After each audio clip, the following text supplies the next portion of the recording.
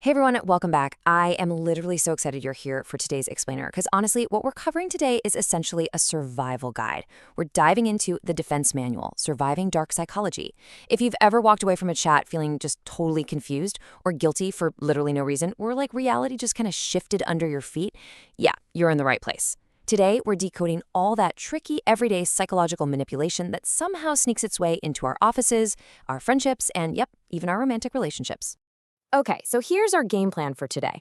First, we'll answer the big question, what is dark psychology?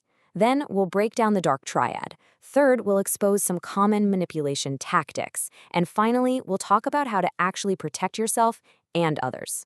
Let's jump right into section 1. What is dark psychology? The art of manipulation. So we really need to define the actual problem here. We're talking about what happens when people lie, cheat, and steal to get their way, and they just completely bypass the natural barrier of human empathy. Dark psychology is basically the formal term for this, the art of manipulation. It's a toolkit used by individuals who just flat out lack the empathy and respect needed to treat others fairly. Now, look, I want to reassure you right out of the gate here. Most normal people, like us, are literally incapable of pulling off these dark arts. Seriously, you probably couldn't do these things even if you tried, because you just have too much empathy. That natural barrier stops you. So what we're dealing with is a very specific, frankly dangerous subset of people who operate without those normal human guardrails.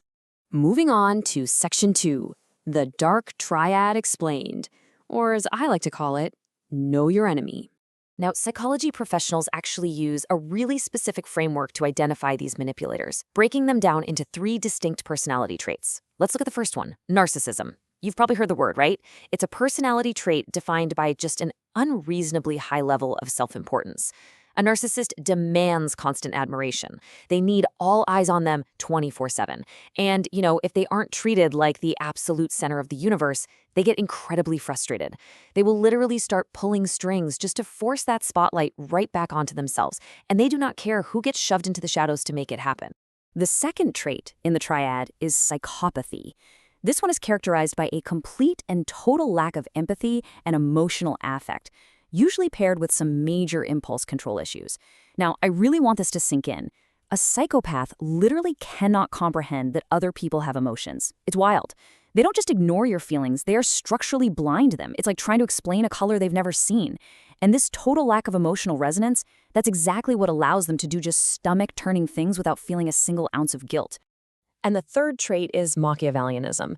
Named after the infamous Italian politician, this describes a personality that is just naturally manipulative, hyper-strategic, and completely goal-oriented.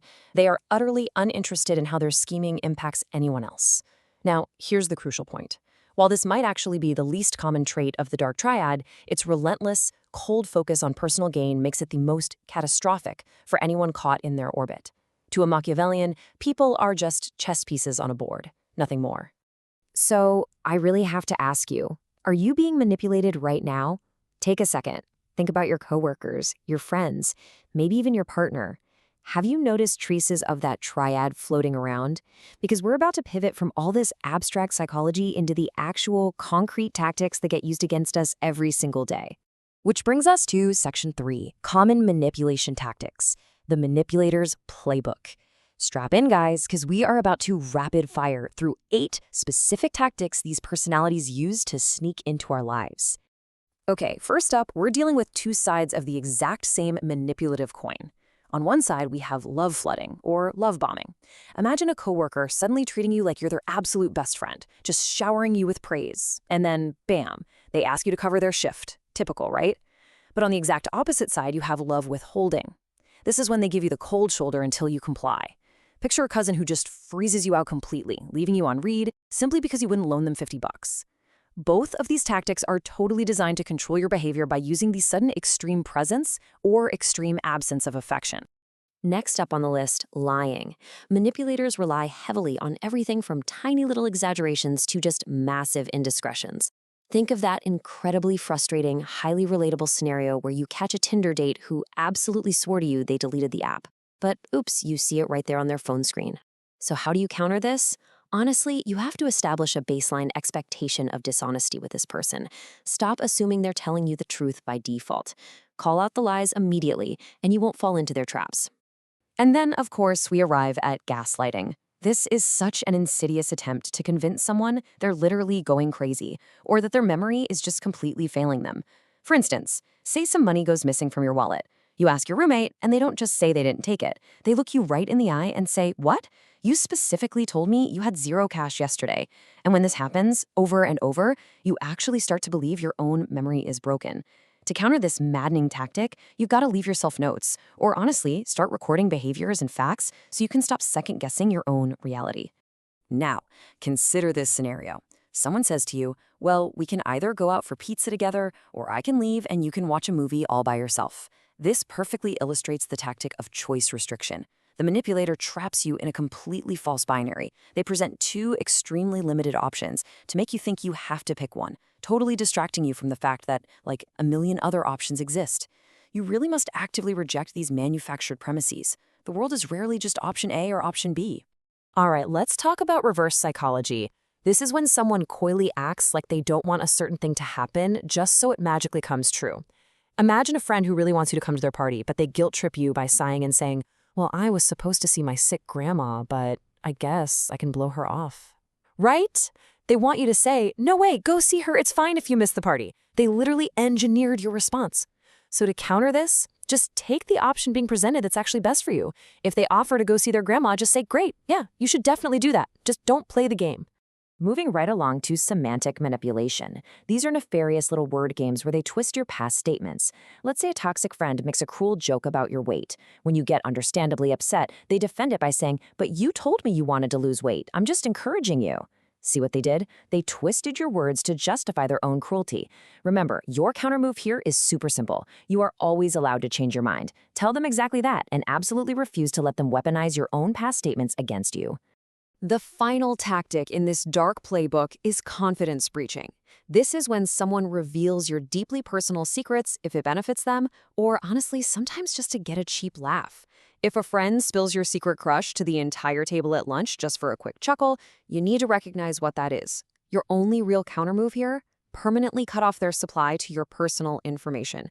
I mean it. If they do it once, they're gonna do it again. Okay, let's slow things down a bit for Section 4, protecting yourself and others, building your psychological shield. So now we really need to focus on some actionable, self-reflective advice to solidify your defenses and make sure you're navigating the world cleanly. There are 3 profound steps that serve as your ultimate shield. First, always reflect on your own behavior, whether that's through journaling or therapy. See, dark personalities cannot self-reflect, so if you're looking inward and checking your own motives, you're already winning. Second, ask for forgiveness in private when you make a mistake. A manipulator won't ever apologize unless it serves an agenda, right? Doing it in private keeps it genuine, not just some public performance. And third, spread love everywhere you go. Hand out unexpected gifts, or just give genuine compliments. Choosing to spread unexpected joy actually keeps our own selfish urges completely in check, and it makes us practically immune to the darkness we've been talking about today. Before we wrap up, I want to leave you with one final, kind of provocative thought. Are you certain you aren't the manipulator? Actually, scratch that. Let me rephrase.